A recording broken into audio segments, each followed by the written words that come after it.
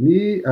Korintianina faharoa toko fahatelo andininy faharoa no jerentsika anio. Korintianina faharoa toko fahatelo andininy faharoa.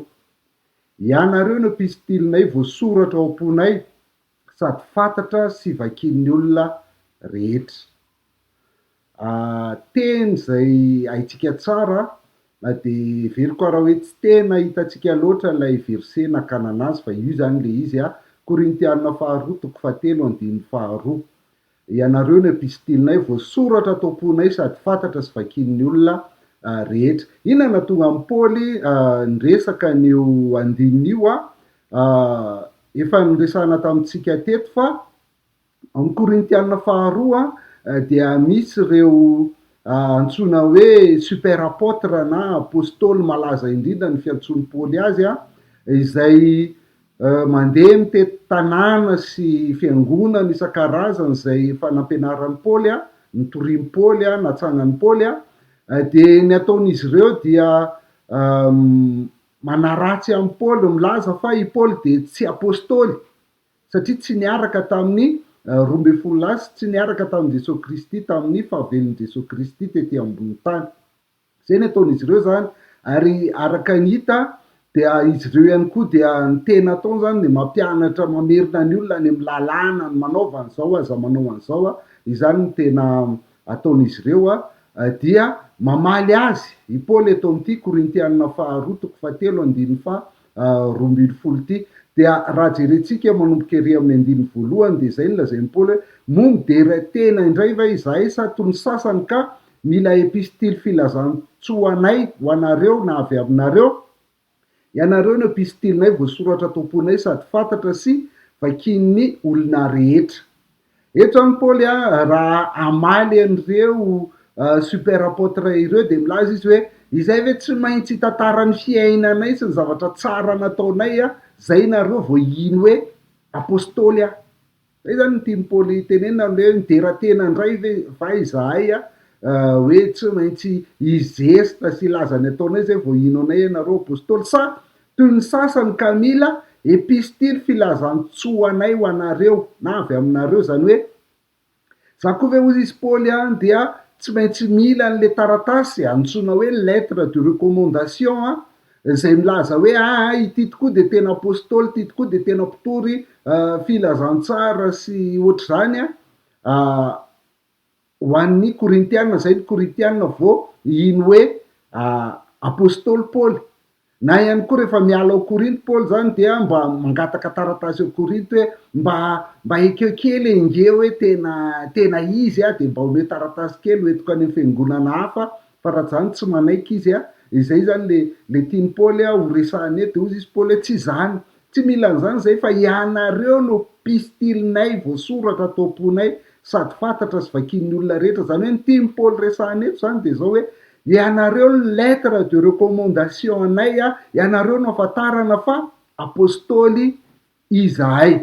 Vakitsika amin'ny teny frantsay kely izy ahitantsika an'izay teny zay mihitsy hoe recommençons-nous à nous recommander nous-mêmes ou bien aurions-nous besoin comme quelques-uns de lettres de recommandation pour vous ou encore de vous. Zay io zany le lettre de recommandation hoe raha tsy mahazo an'io ve zay tsy anaikinareo ary raha mila makan'io any aminareo ve zay vao anaiky ny fiangonana hafa. C'est vous qui êtes notre lettre écrite dans notre cœur comme lu, connu et lu de tous. Ianareo no proof fa apôstôly izahay. De hitantsika eo amin'ny andininy fahatelo zany ny dikan'le hoe epistilinay voasoratra zany de zao hoe ny ahafantarana fa tena apôstôly Paoly dia ny fiovapony reto Korintianina ireto. Zay no lazaina amin'ny andininy fahatelo eny aseho epistiliny Kristy zay entinay ianareo tsy nosoratana tamin'ny ranomainty anefa fa tamin'ny fanan'Andriamanitra velona, tsy teo amin'izay tena vato fisaka anefa fa teo amin'ny vato fisaka nofo de ny fo.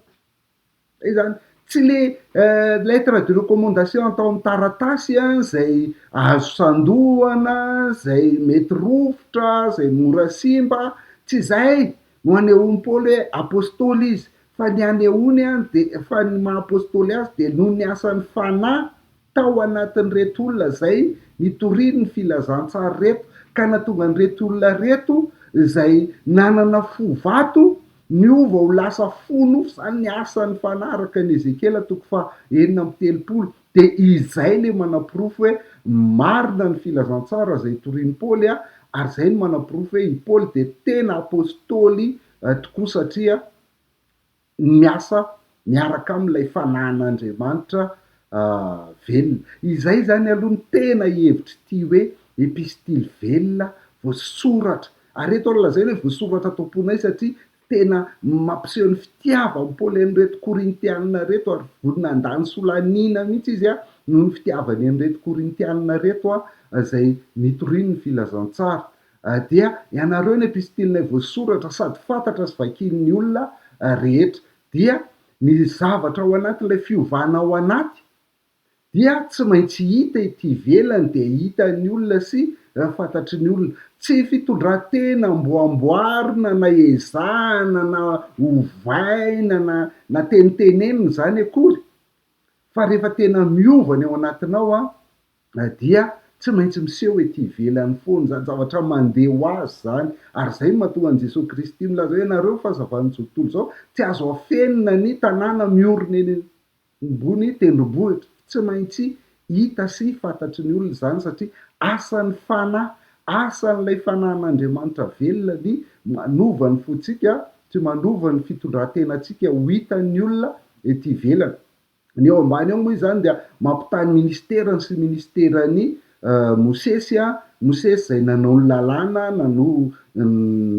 teo mivady fisaka sy ny ministeran'ny filazantsara zay asan'ny fanahy masina de hitantsika eo ambany eo zany ka ny asan'ny fanahy masina rehefa hita eo ambany eo de efa hitantsika koa ny korintianina faharoa betsaka amin'ity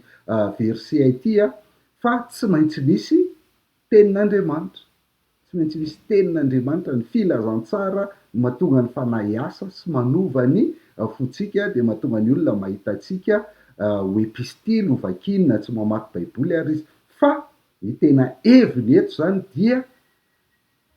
ny fiovam-pon'ny korintianina no mahatonga ny Paoly vao marina tsara fa